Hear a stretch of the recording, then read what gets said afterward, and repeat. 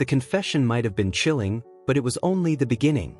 After the 2024 broadcast aired nationwide, a storm of new leads, questions, and theories began pouring into the desks of federal investigators, local authorities, and true crime researchers. Gary Michael Hilton wasn't just the man behind the murder of Cheryl Dunlap, he was a walking paradox. Intelligent but unhinged. Calculated but erratic. A killer who wanted control but had, perhaps, never truly been in control of himself. The public wanted answers. And so did Cheryl's son. Joshua Dunlap was 22 when his mother vanished.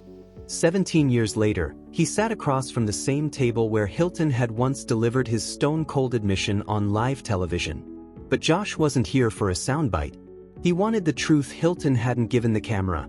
The details, the why, the kind of closure that wasn't clean and media-ready. "You stalked my mother," Joshua said, his voice trembling, his fists clenched. "You watched her. You planned it. So why her? Why Cheryl?" Hilton's eyes flicked up slowly. "She was kind," he muttered. "Too kind. That's the problem with kind people. They don't see you coming." The room went still. A nearby detective shifted uneasily in his seat. Hilton continued, calmly, like he was describing a meal. "She smiled when she passed me. Gave me a look like I mattered. That's dangerous, you know. Makes a man think he can be known." Joshua stood abruptly, and for a moment Hilton smiled. Not because he was happy, but because he still held power. The ability to cause pain. To control a room. But something was shifting behind the scenes. Investigators had never stopped digging. Hilton's DNA had recently matched partial remains recovered from another state park in Alabama, a cold case dating back to 2005. The victim had never been identified, her bones stored in evidence boxes marked Jane Doe 17A. But the pattern fit. Dismemberment. Remote disposal. Precision. And now, thanks to new forensic tools and a few strands of hair Hilton hadn't cleaned up, the trail pointed back to him. He hadn't killed 3 people. Or 4. The FBI now suspected the true number was closer to 8, maybe more. In a private meeting days later, lead agent Alicia Grant reviewed a confidential psychological profile written by Dr. Ellen Russo, one of the country's top forensic psychologists. Her conclusion was simple, brutal, and terrifying. Hilton exhibits traits consistent with organized psychopathy. He is nomadic by nature, hunting in patterns designed to disrupt detection. His killings were not crimes of passion but rituals of dominance. He sought to erase his victims, not just kill them, but unmake them. In his mind, they were chapters in a story he authored. And he was always the final word. But there was one chapter Hilton didn't get to finish. Her name was Rachel Parker. In 2006, Rachel had been backpacking in northern Georgia when she encountered Hilton. She was alone, but suspicious. She sensed something off. And when Hilton offered to guide her to a better trail, she smiled, said no thank you, and took a photo of him from a distance. That photo would save lives. It became the image authorities circulated once they connected Hilton to the Emerson case. Rachel had lived, but she'd never come forward publicly until now. "When I saw his face on the news after Cheryl," Rachel said in an interview, "I knew it was him. The eyes. The way he looked through you, not at you. Like he was deciding whether you were worth the trouble." Her photo was grainy but pivotal. It showed Hilton's van, parked along a trailhead, the same one later linked to Cheryl Dunlap's disappearance. The more investigators uncovered, the clearer the portrait became. Hilton wasn't driven by money, lust, or revenge. He was driven by isolation, control, the thrill of playing God in places where no one was watching. But now, the world was watching. In the months following Hilton's final confession, new federal charges were filed. States began working together to prosecute him for suspected crimes spanning a decade and hundreds of miles. But the most unexpected turn came from Hilton himself. He requested to speak with the families. Not the press. Not the court. The families. It wasn't remorse. Not even close. He wanted to see them, to witness the hurt, to study the grief. Maybe, in his own twisted logic, he believed it made him immortal. Most refused. But one mother agreed. Elaine Bryant, the mother of John and Irene Bryant, an elderly couple murdered by Hilton in North Carolina, sat across from him in a secured prison visitation room. Her hair was silver now, her spine frail, but her eyes sharp. "You took them from me," she whispered, "and I will never forgive you." Hilton grinned. "That's okay. I don't want your forgiveness." Elaine leaned forward, her voice like steel. "I didn't come here to forgive. I came here to tell you something. You are not a monster. Monsters have power. You are a coward with a knife." Hilton flinched. That was the first and last time he showed emotion on record. In April 2025, after exhausting his final appeal, Hilton's execution date was set. The courtroom was silent as the decision was announced. Outside, protesters lined the street, some calling for mercy, others shouting for justice. Joshua Dunlap stood quietly with a photo of his mother, worn from years of holding it too tightly. "She was light," he said to reporters. "He was darkness. And now, maybe, some of that darkness is gone. But not entirely. Authorities still have 5 Jane Does on file with similar MOs.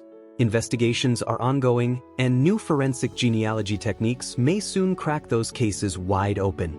Cheryl Dunlap's case gave voice to victims long lost in the woods, but there are still names missing, still stories left unfinished. And so we're left with one final truth. Justice was not swift. It was not neat, but it came one painful, clawing step at a time. And in the end, the man who claimed to be just like no one else proved exactly what he was. Forgettable, replaceable, and finally, powerless. The forest had given up Cheryl Dunlap's remains. It had given up Gary Michael Hilton's secrets, but it still hadn't given up everyone. Across a rusted evidence locker in northern Alabama, a sealed box labeled 17A female, approximate 30 to 40, recovered 2005, Autauga County woods, sat untouched for over a decade. No DNA match. No missing person report that fit. No name. Just one of many Jane Does scattered across the southeastern United States. Victims of someone who knew how to make people vanish. Until now. In April 2025, a new task force was formed under the FBI's Behavioral Analysis Unit, Operation Red Trail. Its goal? Connect Hilton's unsolved trail of terror, beginning with the 5 unidentified victims believed to match his MO between 2000 and 2007. At the center of the task force, Special Agent Lila Warren, a forensic specialist with a reputation for solving impossible cases. It wasn't just the way he killed, she told Court TV. It was the way he erased. These weren't random bodies dumped in ditches. These were surgical, symbolic, almost like Hilton was telling a story only he understood. The task force combed Hilton's trail, national forests, trailheads, ranger stations, even overlooked fire roads in the mountains. By comparing logs of missing hikers, burner phone activity, and long-forgotten forensic scraps, they began building profiles of 5 potential victims. Jane Doe 17, recovered in 2005, Alabama. Unidentified male camper, missing since 2004, Chattahoochee National Forest. Female victim remains, partial, found in 2001, buried in a shallow grave near Tallulah Gorge. Teenage boy, possible runaway. Last seen 2002, Asheville, North Carolina. Unknown woman, skull found 2006, near a logging trail in Apalachicola, just 30 miles from where Cheryl Dunlap would vanish a year later. Each one matched Hilton's timeline. Each one had a similar pattern. Isolated, rural, no clear motive. But the key that began unlocking them all? Rachel Parker. Rachel had spent 17 years in silence. She never liked being called a survivor. She didn't feel brave. "I never told anyone the whole truth," she admitted during her first sit-down with Agent Warren. "Not even my parents. I thought, maybe if I said it out loud, it would make it real. Like it would bring him back." But she had kept a journal, one she hadn't looked at in nearly 2 decades. Inside that old leather notebook, in smudged black ink, Rachel had written down everything she could remember about Hilton. His van. His words. His hands. Even the offhand comment he made as she backed away from him that day. "You remind me of the last one, The one I shouldn't have let go. That was the sentence that stopped Agent Warren cold. The last one? She flipped through the timeline. That encounter was late summer, 2006. But officially, Hilton's murders began in early 2007. So, who was the last one? Deep in the GBI archives, an overlooked report resurfaced. In August 2006, a local ranger had filed a missing person report for a woman named Celeste Moore, 39, a wildlife photographer. She had gone off-grid in the Cayuga wilderness to document rare bird migrations. No one ever found her body. But one photo she'd posted on an early blog just before her disappearance showed a man walking away from a trailhead with a large backpack and a wide-brimmed hat. It was grainy, distant, but forensic enhancement showed the man's facial structure and gait were a close match to Hilton. Celeste Moore wasn't on any of Hilton's known victim lists, but she was exactly the kind of person Hilton preyed on: alone, remote, trusting. She might have been the one Hilton referenced to Rachel, Agent Warren theorized. And if he didn't kill her, maybe he tried. Maybe she escaped. But the trail went cold. Until a call came in. "I think I know where she went." The voice belonged to a former private investigator named Nate Delaney. He had been hired by Celeste Moore's sister back in 2006. He never found anything solid, just an old journal Celeste had mailed to her sister weeks before she vanished. Inside were sketches of birds, trail routes, and one name scribbled over and over again on the back cover: Gary. Gary. "I didn't know who that was back then," Delaney said. "But after Hilton was arrested in 2008, I never forgot that name." The Moore family had never made the journal public. They thought it was paranoia.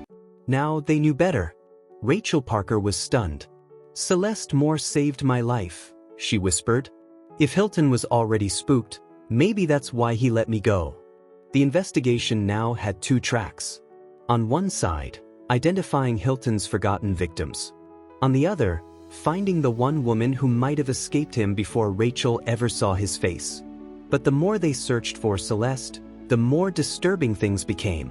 A cabin was located 3 miles off-trail from Celeste's last known GPS coordinates. Hidden by brush and long abandoned.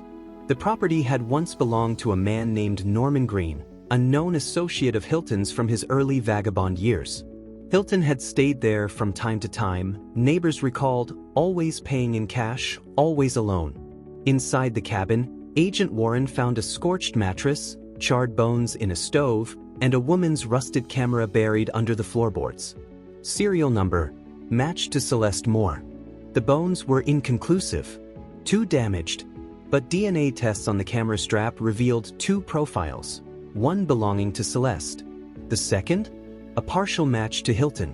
No confession ever mentioned Celeste. No records listed her. Because Hilton hadn't wanted her counted. She was his mistake. His shame. In the final weeks before Hilton's execution, Agent Warren requested one last interview. It would be brief, she was told. He rarely spoke anymore. But when she mentioned Celeste's name, Hilton's eyes flickered. "She wasn't supposed to die," he whispered. Warren leaned in. "So she lived." Hilton said nothing. "Where is she, Gary?" Still nothing. Warren pushed the journal forward. "You wrote in this," she said. "You stalked her. You called her your bird. You didn't finish the story." Hilton smiled. Not every story needs an ending. As Hilton was escorted back to his cell, Warren sat in silence. They might never find Celeste's full remains. But they had her words. They had her photos. They had her warning, one she unknowingly left for Rachel Parker, whose own photo had later helped bring Hilton down. Even in death, the victims were protecting each other. In a press conference weeks later, the FBI officially connected Hilton to 3 more previously unsolved murders, raising his known victim count to at least 7.